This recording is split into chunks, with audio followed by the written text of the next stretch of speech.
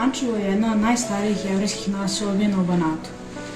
Postoje podaci o životu Jevreja u Pančevu još za vreme Turaka krajem 15. veka, ali tek nakon poraza Turaka u ratu sa Austrijom kreće prvo veće naseljavanje Jevreja u Pančevu.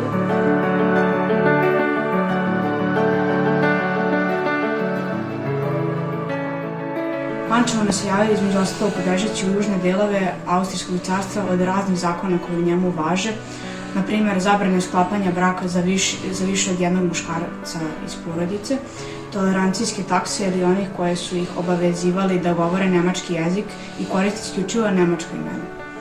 Svi ovi i slični zakoni ukinuti su tek uredbom cara Franje Josifa 1868. godine. Jevrejima se priznaje ravnopravnost i prestaju da važe ograničenja u pogledu naseljavanja, kupovine nekretnina, školovanja i izbora za njega.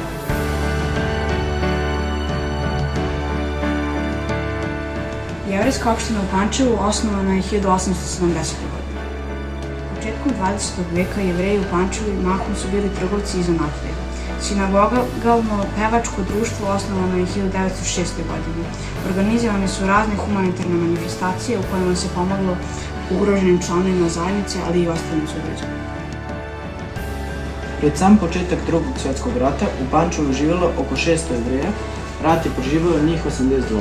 Prvih dana okupacije uhapšeno je 20 lica, za početak imućnih i poznatijih građana.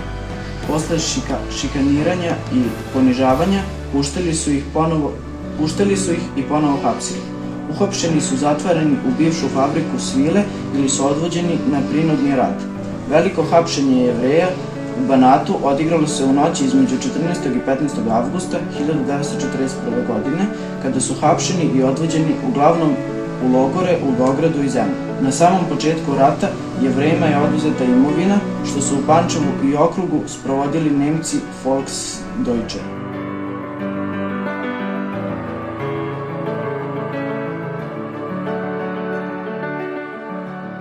27. marta 1941. godine, kao i u dobrom delu Jugoslavije gde su živeli Srbi, desile su se demonstracije. Čuvene demonstracije gde je narod izašao na ulice, gde je bilo povika bolje rat nego pakt, bolje grob nego rob i slične, kao izraz nepristajanja na savez sa Trećim rajhom. To je bio izuzetno hrabar čin srpskog naroda, a ove fotografije dokazuju da ne samo u Beogradu, nego i da i u drugim gradovima, baš kao što je Pančevo, bio veliki broj ljudi koji se merio na hiljadama. To je pomalo i neočekivano, s obzirom da je Pančevo bio tada multietnički grad. Većina je bilo stanovništva su bili Srbi, ali bilo je dosta Nemaca, pripadnika drugih nacija. Međutim, gotovo svi Srbi iz mesta, iz okoline došli su na te demonstracije da izraze svoj protest protiv potpisivanja Trojnog pakta i da ne žele bilo kakvu vezu sa Trećim rajhom. Ove fotografije to pokazuju. Čovek u prvom planu na nekim od tih fotografije je Mirko Skovran, vođa Sokolskog udruženja u Pančevu, koji će upravo zbog tog svog dela, zbog delom organizovanja 27. marta u Pančevu, platiti glavom. 10 dana kasnije bit će među prvima koji je uhapšen, a potom i obešen u našem gradu. Slike Pančeva aprila 1941. godine, tek što su Nemci ušli u Pančevo. Oni su inače ušli 12. aprila, zauzeli naš grad i odmah posle toga organizovali razne mitinge Volksdeutschera. Volksdeutscheri, kao što znate, su domaći Nemci koji su marširali ulicama Pančeva i upravo ispred ove naše zgrade u kojoj se nalazimo. To je tada bio magistrat, odnosno mi bi danas rekli Skupština opštine, zgrada Skupštine opštine. I Nemci su je koristili upravo. Zid groblja, tu su Nemci 22. aprila 1941. streljali 18 i obesili 18 ljudi. Povod je bio navodno da su neki odmetnici, partizani ili četnici, što je totalna budalaština, niti su postali tada partizani, niti četnici, pucali na nemačke vojnike, da su jednog ubili, jednog ranili, pa je posle taj umro i da su Nemci želeli da se osvete lokalnom stanovništvu za taj čin. Radi se o potpunoj laži, znači niko nije pucao na njih, nego je 20. aprila, ako ste malo pre zapamtili, slavili Hitlerov rođendan. Nemci su slavili Hitlerov rođendan. I to je trebalo da pančevačkom stanovništvu i svima ukaže na samom početku rata da oprosta i milosti biti neće. Svi moraju da budu maksimalno poslušni, jer ako ne bude, desit će im se upravo streljanje, vešanje bez ikakvog oprosta. Da li je današnja zgrada muzeja i za vreme Drugog svetskog rata bila muzej? I otkud u podrumskim prostorijama muzeja Zatvorska ćelija? Ova zgrada u kojoj se mi nalazimo sve do 1965. bila je magistrat. Znači, uopšte ovde nije bilo muzeja.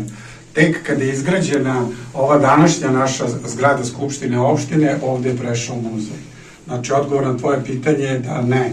Muzej, Narodni muzej Pančevo uopšte nije bio ovde za vreme rata, ovde je bila administrativna uprava. Otkud u podrumskim prostorijama muzeja Zatvorska ćelija? To su još uradili Austrijanci kada je sagrađena zgrada 1833. Potreban im je bio jedan mali zatvor gde će oni hapsiti, odnosno dovoditi ljude koji su se ogrešili o zakon, da li su bili pijanice, lopovi i sitni kriminalci. Tu bi ih zatvarali, a odmah gore bi išli brzo na suđenje. Znači, mogli su ekspresno da ih uhapse, drže u zatvor, osude i pošalju ako je bilo potrebno kasnije na odležavanje kazne. Za vreme Drugog svetskog rata ovde su Nemci držali svoje zarobljenike, Jevreje, komuniste, ilegalce.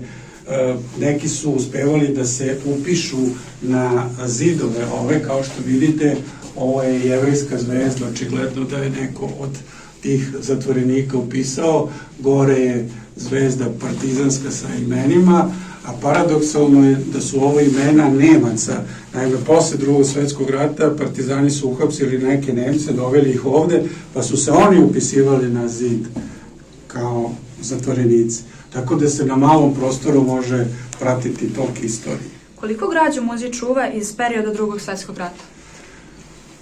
Ima dosta građe, postoje izjave, fotografije, dokumenti, oružje.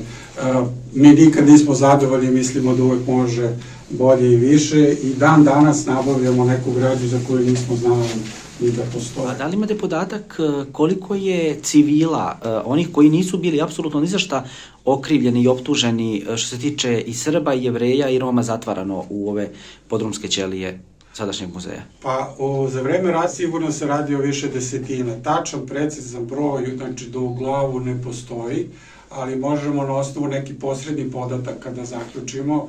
Recimo, 25 ljudi je obešeno 42. Pre toga su bili više dana ovde u ovom zatvoru po ovim ćelijama i zato su Nemci ove ćelije i koristili za mučenje, odnosno za mesto gde su pokušali da dobiju podatke od ih zarobljenika koji su oni želeli. Evo, uđite ovde da vidite, nema ništa. Znači, ovde vam je rupetina koja kada se zatvore vrata, normalno ugasi svjetlo, ne vidite prste na oko. I kada su ovde zatvorena 3 dana, vi uglavnom poludite, jer nemate osjećaj ni prostora, ni vremena, da ne pričam da su pacovi uglavnom išli tu po patosu. Mi se nalazimo kod mesta koje Pančevci popularno zovu Gvožđe. Zašto se nalazimo baš ovde? Ovde je 21. juna 1942. godine bila jedna strašna egzekucija. Tada nije postojao ovakav park, drveće, sve je bilo čisto i Nemci su napravili vešala, grede su postavili, doveli su majstore i napravili stratište, jednu vrstu malog stratišta gde su obesili neki od Pančevaca i ljudi iz Južnog Banata. To je bila posledica ranjavanja jednog nemačkog agenta i za kaznu je bilo odlučeno da se obesi 50 ljudi, 5 se obesi u Pančevu, a ostali 25 na nekom drugom mjestu. Ovo su imena i prezimena ljudi koji su tada bili obešeni. Ostao je, eto, nažalost, samo taj trag, ta ploča. Postoji desetine fotografija koje su nemački fotografi snimili, mi ih imamo u Narodnom muzeju u Pančevu. jezive scene gde se vide obešeni ljudi. Inače, ovo javno vešanje nije propraćeno baš najbolje od strane lokalnog stanovništva. Zamislite scenu sada da vi gledate ovde 25 obešenih ljudi, koliko je to jezivo samo po sebi. I Nemci su shvatili da tim javnim egzekucijama prave sebi štetu. Nekoliko meseci kasnije, 20. juna 1942. godine, predveče, kada je po dolasku Petrogradskog voza u Pančevo pod jakom oružanom pratnjom sprovedeno u pančevačku policiju 25 vezanih lica, Pančevci su naslućivali da će se dogoditi neko zlo i da nove žrtve glavom treba da plate obesnim okupatorima. I kada je gotovo istovremeno sa pančevačke pijace uklonjeno sve, te kada su kolučari počeli na pijaci kopati jame i postavljati stubove za vešala, svima je bilo jasno da će dovedeni zatvorenici biti žrtve odmazde. Dan kasnije, 21. juna 1942. godine, oko 7 časova izjutra, dovedeni hapšenici iz Petrovgrada izvedeni su iz policijskog zatvora i sprovedeni na gradski trg.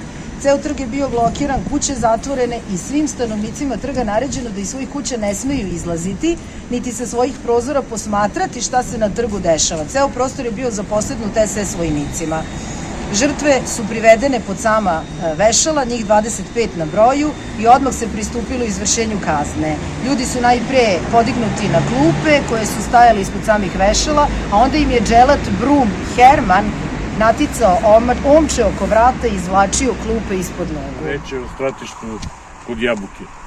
Spomen kompleks stratišta je kompleks koji se nalazi na 6 km od Pančeva na putu Pančevo-Jabuka. Kompleks je konačno uređen 1981. godine kada je na njegovom mestu podignut spomenik Brazde. Od 1941. do 1944. godine na ovom mestu je stradalo od 12 do 15.000 Jevreja, Roma, Srba, antifašista i drugih nacionalnosti.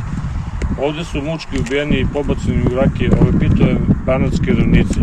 Kasnije, na kraju rata, kada su Nemci uvideli da se bliži dan njihovog konačnog poraza u Drugom svetskom ratu, gotovo svi tragovi nevinih žrtava su uništeni. Danas još uvek ne znamo tačan broj žrtava, iako je tada prošlo više od 80 godina. U noći 14. na 15. avgust 1941. pohapšeni su gotovo svi banatski Jevreji, njih oko 4000, i posle nekoliko dana prebačeni u koncentracione logore Beograd. Muškarci počeo od 14 godina starosti internirani su u logor Topovske šupe i do kraja oktobra pobijeni na stratištu. Pohapšene žene i deca smešteni su po kućama beogradskih Jevreja, gde su ostali do 12. decembra 1941. kada su odvedeni u logor Sajmište. Do maja 1942. svi su pobijeni. Šta nam možete reći o stradanju Jevreja na teritoriji grada Pančeva za vreme Drugog svetskog rata? Jevreji Pančeva su prvo svi popisani od strane Nedićeve policije. Pančevo je tada pripadalo Beogradu, znači teritorijalno je pripadalo Beogradu i tu su važili Nedićevi zakoni. Nedić je napravio neki sporazum sa Hitlerom da žene koje su udate za Arijevce budu pošteđene, s tim da će pomoći u rešavanju jevrejskog pitanja, što znači da će pronaći sve Jevreje i odvesti u logore gde su kasnije streljani i ubijeni. To je, da kažem, pravi genocid. Jevreji Pančeva su prvo odvođeni u fabriku Svile, takozvanu Svileru. 14. na 15. noći su pohvatani svi pančevački Jevreji odvedeni u Beograd. Tamo su takođe bili popisani jevrejski stanovi, oni su ih smeštali u jevrejske stanove i čekali da se otvori logor Sajmište. Muškarci su, kad god su im zatrebali taoci, dolazili su i odvodili muškarce, a pre toga su ih terali da raščišćavaju ruševine u Beogradu, da bi, recimo, kamion dođe po njih ujutro, uveče ih vrati nazad. To je sve trajalo do avgusta meseca i jedan dan ih više nije vratio, niko više ne zna gde su završili. Mi pretpostavljamo da su završili u Topovskim šupama. 430 Jevreja streljano, međutim, kad smo pravili taj film, pronašli smo dokumenta da je u više navrata grupe po 1000 Jevreja streljeno. Da li baš tu ili negde u okolini, znači birali su takva mesta kao što je Deliblatska peščara, Pesak, kao što je ovo mesto Močvarno, gde su kopanja, da kažem, bila lagana. Inače su se žalili da im nacisti su se žalili da im puno vremena odnosi na kopanje rakaje. Da li održava sećanje na postradanje u Drugom svetskom ratu? Sad prošlo 89 godina, malo živih potomaka koji su živeli u Pančevu je, da kažem, ostalo živo. Jednostavno, biologija odradila svoje. Ovde i ovde streljan koji je imao 8 meseci kad je otac otišao u rat. Moj otac je jedini preživeo od 150 članova svoje uže i šire familije. Znači, prezime Montijac više u Srbiji ne postoji. Bilo je negde oko 600 članova jevrijske opštine, veoma mali broj se vratio. 12. aprila kad su Nemci ušli, nemačke jedinice u Pančevo, oni su dočekani kao da su Berlin oslobodili. Znači, izašao je narod nemački na ulice, dočekivao je svoju braću i vi kad bi gledali sa strane pomislili bi da su ti Nemci ovde bili razapinjeni na krst, pa su sad dočekali slobodu. A Nemci u Jugoslaviji u tom kratkom periodu od 1918. do 1941. su u najmanju ruku bili ravnopravni, a mnogo bogatiji od lokalnih Srba ili pripadnika nekih drugih naroda. Znači, ništa im se loše zbog toga što su Nemci nije dešavalo u Kraljevini Jugoslavije. Upravo na ovom mestu gde se sad nalazimo, to je podnožje spomenika, su se dešavala ta streljanja i tu odmah i kopanje jama, bacanje leševa u te jame. U neposrednoj blizini je Damiš, tu su i bare, močvare, tako da ljudi koji su bili pripremljeni za streljanje nisu imali gde ni da beže. Na desetine manjih i većih jama bilo je na ovom potezu i 45. kada je počelo otkopavanje, mogli su samo da se pronađu još neki ostaci odeće tih pokojnika, jer je pre toga bila ekipa jedna nemačka stručna Sonderkommand 150 koji su spaljivali ostatke leševa, znači kosti, sve što je moglo da bude svedočanstvo o njihovom zločinu tokom rata. Na osnovu dubina tih jama, širina i mogućnosti kapaciteta računa se da je ovde ubijeno ne manje od 10.000, sigurno i znatno više zarobljenika, Srba, Jevreja, Roma, koji su doterivani iz beogradskih logora, a i sa strane iz ovog dela Južnog Banata. Nalazimo se na starom pravoslavnom grobu. Šta nam možete reći o stravičnom zločinu koji se na ovom mestu desio 21. do 22. aprila 1941. Mogu vam puno toga reći. 22. aprila je bilo streljanje i vešanje. Ceo dan bi mogli da ostanemo ovde u priči šta se sve dešavalo pre toga. Samo ukratko. Nemci su ušli u Pančevo 12. aprila, zauzeli Pančevo, mislim, nemačke jedinice. Već 22. aprila, samo 10 dana kasnije, 18 Pančevaca streljeno, 18 je obešeno. Upravo na ovom mestu, ovde je bio niži zid i svi su ovako bili poređani. Tu je bio nemački vod koji je pucao u te zarobljenike. Šta je bio povod, motiv da se to desi? Navodno su u noći između 20. i 21. aprila neki pripadnici nečega, partizani, četnici, ako nije bilo ni partizana ni četnika u to vreme, pucali sa strane pravoslavnog groblja na nemačku patrolu, ubili jednog vojnika i jednog ranjenog, koji je kasnije preminuo. Ništa toga nije bilo tačno. 20. aprila je bio rođendan Adolfa Hitlera, točio se alkohol, pivo, mnogi vojnici su se napili, neki su se potukli i u toj međusobnoj tuči jedan je ubijen, drugi ranjen. Ali to je bila prilika da Nemci zavedu posebnu disciplinu i strah među stanovništvom. Odlučili su da pohapse prvo 100 ljudi, kasnije su neki pustili, ostalo ih je 40, na kraju su njih 36 odlučili da streljaju i da vešaju. To su bili ljudi koji nisu bili članovi ni jedne vojne jedinice, znači nisu bili ni vojnici, ni policajci, ni bilo šta, civili, koji su nekad nešto rekli protiv Nemaca, pa ih je neko od lokalnih Nemaca zapisao, zabeležio i oni su morali glavom to da plate. Od tih osoba koje su streljani i vešani, troje imalo 17 godina, jedan je imao 16 godina, jedan 18, a nekolicina njih 19, znači bukvalno deca. I njihovi zločini su bili, evo reći ću samo za neke od njih, ne bih mogao sada pričam za sve. Marijan Novak je bio dečak koji 18 godina imao, kojem je otac bio oružar, bavio se znači tim nekim vojnim stvarima. Njemu su nađeni u džepu kad je bio pregledan 4-5 metaka i zbog toga kao da je skrivao neko oružje određen za streljanje.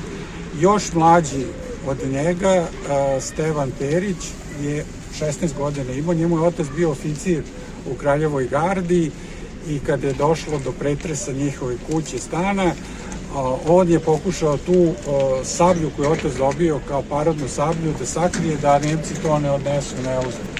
Međutim, primetili su ga da on pokušava to da sakrije u kući, uhapsili su ga i zbog toga su ga streljali, imao je 16 godina.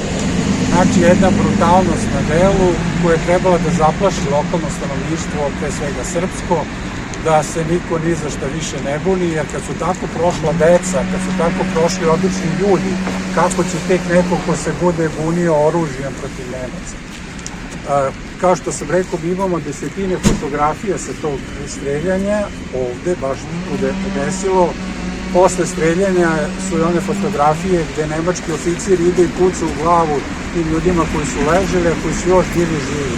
Znači oni koji su pretrpeli streljanje, ali kad su pali bili su još živi i taj oficir ide od jednog do drugog i sa pištoljem puca u glavu. Postoji i filmski snimak koji je učinio fotograf nemački vojni, koji je krajem 90. godina prošlog veka objavljen, jeziv snimak gde se vidi znači direktno kako je obavljeno vešanje, streljanje i kao jedan fascinantan dokument Korpus Delicti govori o tom zločinu iz 1941. godine. Posle ćemo ući tamo. Prvo inače se desilo vešanje, prvo su ti ljudi, njih 18 obešano, pa su onda dovedeni ovde i svi su bili postregani, znači svi mislim na tih 36. To je jedan od većih zločina koji su Nemci počinili tokom rata. Bilo je još masovnih istreljanja i vešanja. Na Beogradskom putu je 75 ljudi istreljano, u centru Pančeva je 25 ljudi istreljano, obešeno. U logoru Svilera je nekoliko desetina ljudi odvođeno na streljanje, tako da je nažalost naš grad Pančevo za vreme rata baš bio pogođen ratnim dešavanjima i mnogo nesretnih, uglavnom civila je stradao. Kosta Radak, trgovac iz Pančeva, pre nego što će ga obesiti, vikao je živela Jugoslavija, živela srpska vojska. Jedan Rom, ciganin, to sam već pričao, vikao je živa Hitler. I to je bio šok za neke okupljene što on sad viče živa Hitler. On je nesretnih mislio da će tako da se spasi ako kaže živa Hitler, da će da ga poštede, međutim lokalno nemačko stanovništvo se smejalo, kaže živeće on i bez tebe i kasno si se setio pa su ga obesili. Među obešenima su i dva profesora Pančevačke gimnazije, Mirko Skovran, koji je bio vođa Sokola, jedan od prvih ljudi na demonstracijama 27. marta, i Jovan Maksim, za koga su deca rekla da je navodno dvojica nemačkih dečaka, su rekli da je on navodno na nastavi pre rata pričao kako će Nemci plivati u krvi do kolena, što je bila laž. On je rekao kako će jugoslovenska vojska da brani svoju zemlju, makar bili u krvi do kolena. Znači, sopstvena vojska će braniti do kraja svoju zemlju.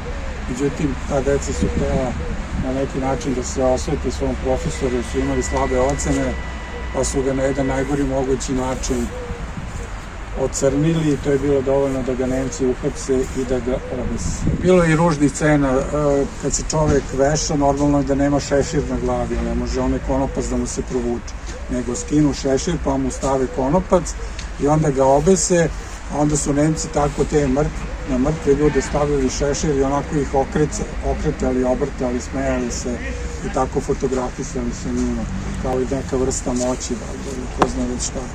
Imamo nekoliko fotografija gde nemački vojnici onako pozdravljaju valjda kući tatu, mamu, pored obešenih Srba. Ružno, tužno, jadno, desilo se, postoje fotografije, ništa se ne izmišlja, ništa se ne dodaje. To je bilo neko suludo vreme. Mi smo ovde da, ne da mrzimo, nego da se podsjetimo, da znamo šta je bilo i da probamo. Ovo što sad gledamo je logor Svilera. To je bila fabrika svile pre Drugog svetskog rata. Inače, postoji još jedna svilara na obali Tamiša. Nemci su ovaj objekat uzeli da im bude logor, jer im je bilo, ajde tako kaže, pogodno. Ovde su još malo doradili, postavili mitraljska gnezda, vodlikavu žicu i od samog objekta napravili logor za zarobljenike. Otvoren je 22. juna 1941. Znam da vi još niste došli do Drugog svetskog rata i znate slučajno šta je bilo 22. juna. Ne znate li slučajno, dobro. To je dan kada je Nemačka napala Sovjetski savez. I Nemci su želeli da se na neki način obezbede. Pohapsili su preko 200 ljudi za koji su oni sumnjali da bi mogli da budu problem, jer kad Nemačka napadne Sovjetski savez, znajući kako su Srbi povezani sa Rusima, da to može da izazove reakcije, i oni su na vreme, pre bilo kakvih reakcija, pohvatali i pohapsili mnogi ljudi. Ti ljudi koji nisu ni za šta krivi nazivaju se taoci i oni obično služe da budu u zatvoru, pa ako neko nešto napravi, znači ako neko nešto napravi u gradu, oni mogu da budu postreljani. Znači oni su trebali da predstavljaju strah. Ako nešto bude pošlo Nemcima po zlu, oni jednostavno te ljude postreljaju i gotova priča. Kasnije su počeli da dovode komuniste, Skojevci su mladi komunisti, patriote, Jevreje, upravo u ove prostorije. Tu su ih držali, tukli, mučili. Neki od njih su umrli prilikom batinjanja. Znači, dok su ih Nemci mučili u ovom logoru, od batina je njih nekolicina umrlo. A preko njih 40-50 je odvedeno na streljanje, i što je jako zanimljivo, ne u Pančevo, nego u Zrenjanin, odnosno Bečkerek. Marko Kulić je jedan od narodnih heroja, on je ovde bio zatvoren, mučen. Pričao sam, eto to ponavljam, sa čovekom pre puno godina koji je bio sa njim u zatvorskoj ćeliji. Kulića su tako mučili da kad je bio doveden posle ispitivanja, lice mu je bilo potpuno crno od batina i od prženja. Koristili su led, lampu, bukvalno su ga pržili tokom mučenja. Nije mogao ni da ustane ujutru. To mi pričao taj gospodin Lajić. Kaže, on me moli da mu pomognem da ustane, da ide do WC-a. I kako je ustao, ispod njega na podu ostane lokva krvi. Istorijske izvore vidjeli smo da je u ovoj zgradi bilo fabrika za proizvodnju svile, koja je na početku rata bila pretvorena u nacistički logor. Koga su Nemci ovdje zatvarali? Zatvarali su, ajde da tako kaže, sve. Nisu jedino Nemci zatvarali. Zatvarali su komuniste, zatvarali su Jevreje, zatvarali su patriote koji nisu politički bili opredeljeni, muškarce, žene, bukvalno svih uzrasta. Tu nije bilo pardona. Jedino koga nisu svoje, nisu Nemci zatvarali. Sve ostale, ovi su bili pod udar. Svako koji mogo da bude potencijalni neprijatelj, oni su zatvorili. Za svaki slučaj bolje da je u logoru nego da je napolje i da napravi neku štetu. Inače, to da kažem, logor nije dugo potrajao. On je 22. juna osnovan, a 5. novembra 1941. je zatvoren. Znači, svega par meseci je postojao, jer su Nemci shvatili da postojanje samog logora u relativno mirnom gradu nema svrhu i može da izazove kontraefekt.